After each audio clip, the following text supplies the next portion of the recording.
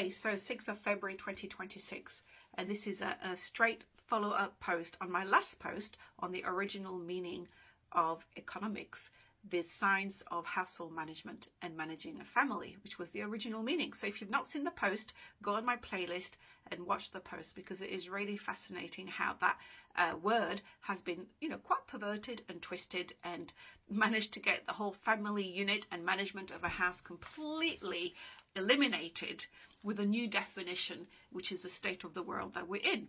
So Mrs. Beeton's book of household management, this is over 2,000 pages. This is a 1906 edition. The original edition was 1861. Mrs. Beeton was like the equivalent of a celebrity. She was the expert on household management in the UK at the time. Now, this second edition is much bigger than the first one. It's got a beautiful preface that you could read.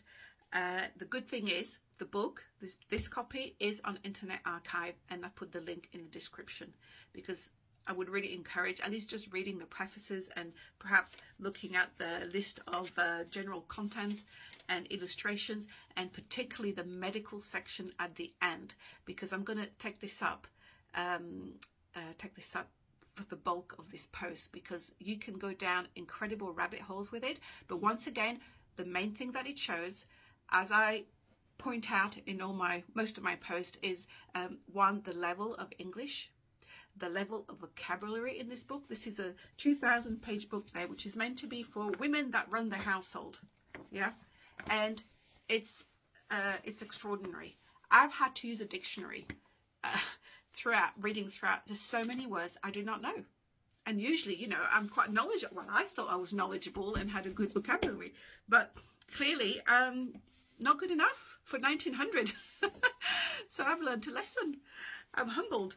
And not only that, it has about 1,500 pages of 1,500 pages of recipe, but it covers everything, into every single part of the house, how you keep your food, how you preserve your food, every single bit of information about each type of meat, the animal, where to get your animal, good quality animal, bad quality animal. I mean, it goes on and on and on and on. And in fact, I'm thinking, you know what, it's actually worth a read cover to cover, because the knowledge in there is, once again, another example of knowledge which has been totally suppressed. So I'm going to go straight into telling you something which is really fascinating, because I got really surprised, and you can go down a rabbit hole on that. And it was a fact that there's an entire section on homeopathy. And the reason I want to just take that up is because a few months ago, I did an original definition post on the original meaning of the word science. And in that post, I mentioned homeopathy as an example. Personally, I've used it very successfully in childbirth. I don't use it much because I'm very, very rarely ill. So I don't really have anything in my house for illness, because it just it's not something that comes in our house so much. But if I were to get ill, I don't go to the doctors. I just sort it out myself. But I do have many friends who do use homeopathy. It's worked for them. And what happened in that post, there's quite a number of people who made some sort of critical remark about how bad it was. But there's something about this which I want to tell you. This is 1906, and this book here at the start, they say that the doctor's section, I'm going to read it straight here. It says, the medical and nursing chapters have been contributed by two of our most eminent physicians. So we're looking at UK 1906, two of the most eminent physicians. That would have been doctors at the time. So, and this is a UK, this has been a British wide book. This is the book that you have in your household. So that tells you already straight away, this was something that was totally agreed and accepted in the UK. And there's an entire section that explained right at the start the principles, practice and advantages of homeopathy. It explains what it is. It gives a derivation. It gives where it comes from. And it also explains where the word allopathy came from. And when we talk about allopathic medicine, we're talking about modern medicine, which deals with medication and surgery and radiation. But that word actually comes from homeopathy, the founder of homeopathy. And the reason he called it this Actually made a really good note on this, because I learned, like, within 2 hours yesterday, I was like, wow, you know, I was on a roll. It's just amazing what you can learn. And in fact, allo here means, it's from the Greek, and it means other, different, and pathy means suffering or disease. And basically the founder of homeopathy in 1810 referred to conventional medicine as treating symptoms with the wrong substances and therefore causing side effects. And that's why he was calling it allopathic medicine. And now allopathic medicine means modern medicine, but at the time it meant, you know, the medicine where, or they just use medications and surgery, they're not treating the correct thing. Anyway, it was really interesting. So it goes along about that. But here's something that's really fascinating, and I went to find out, and it is absolutely correct. Here it says, the proof of the pudding is in the eating. This is on page 1925 in Internet Archive. So I'm giving you the page 1925 is the beginning of homeopathic medicine, and 1927 page is there's that little section I'm going to read out to you, and you can go and look at it for yourself and make up your own mind.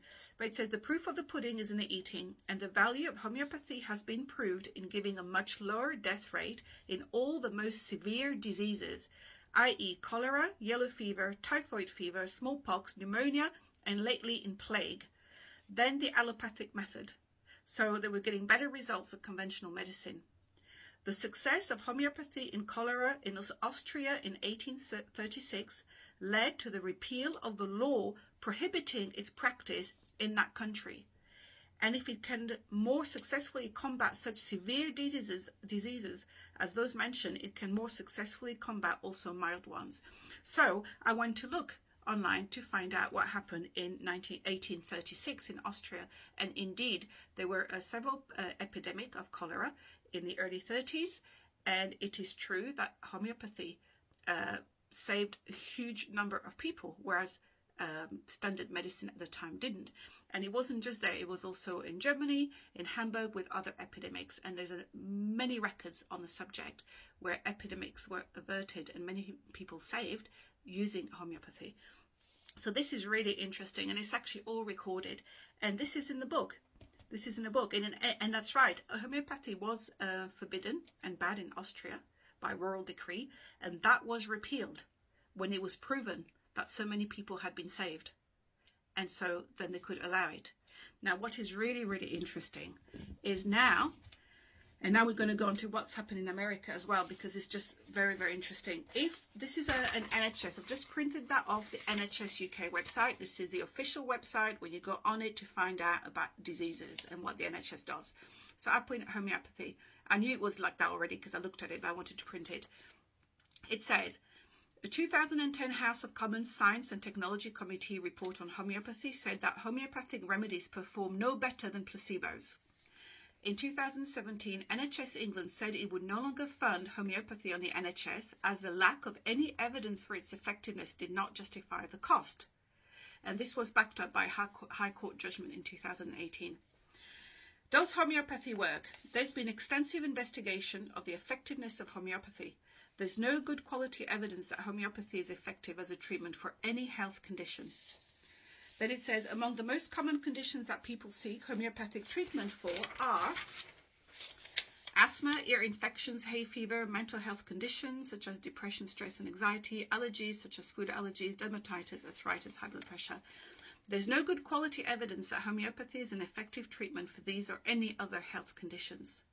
And it goes on, and it says the National Institute for Health and Care Excellence, which is called NICE in England, which advises the NHS on the use of treatments, does not recommend using homeopathy in the treatment of any health condition.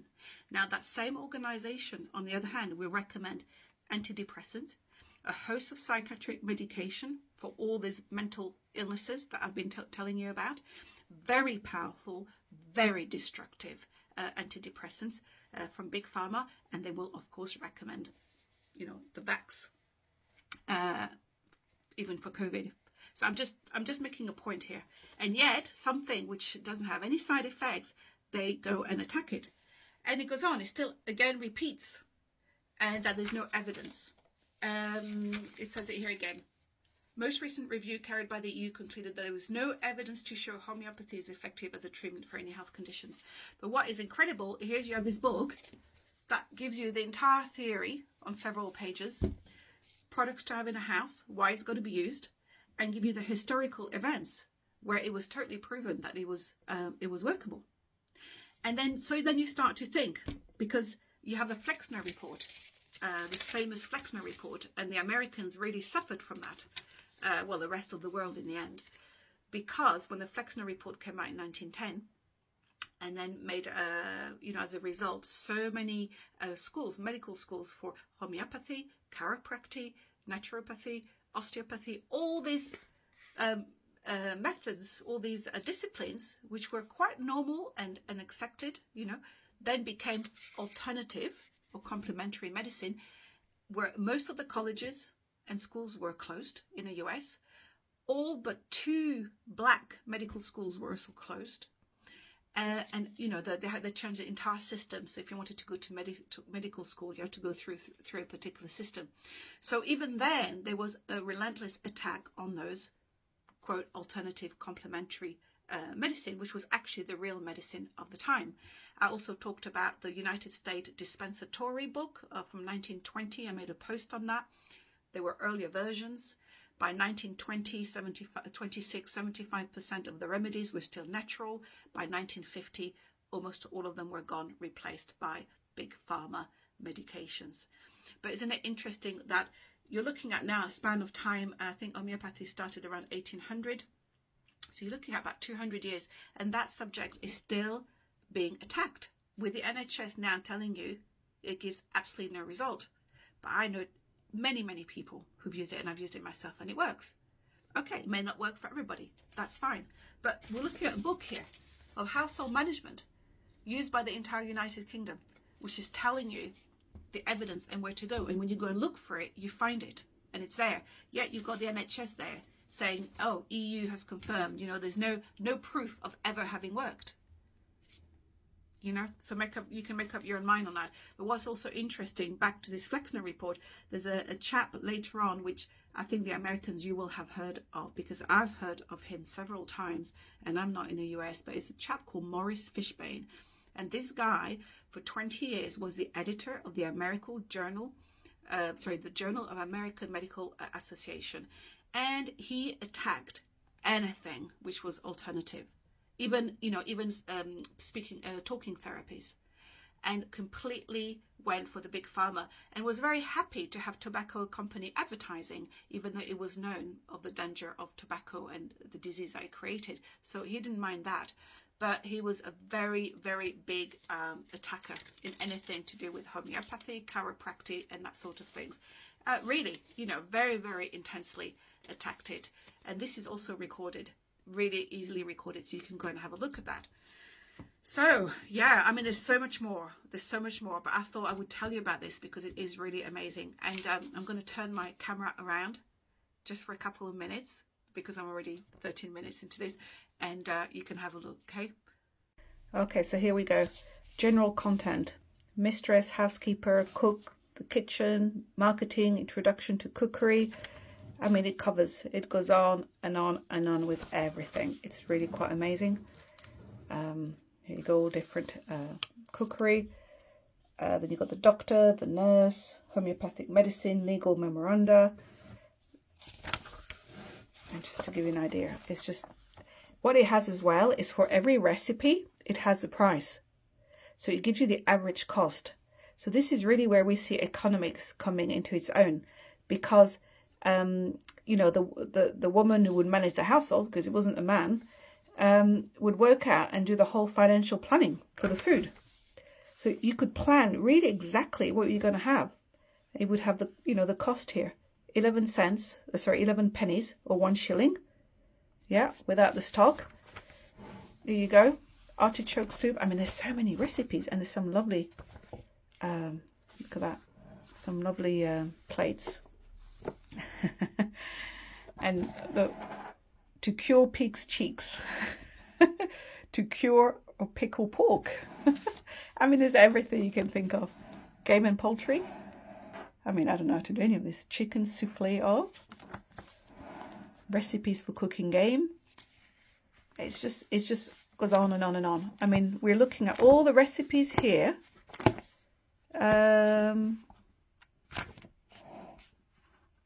Let's see.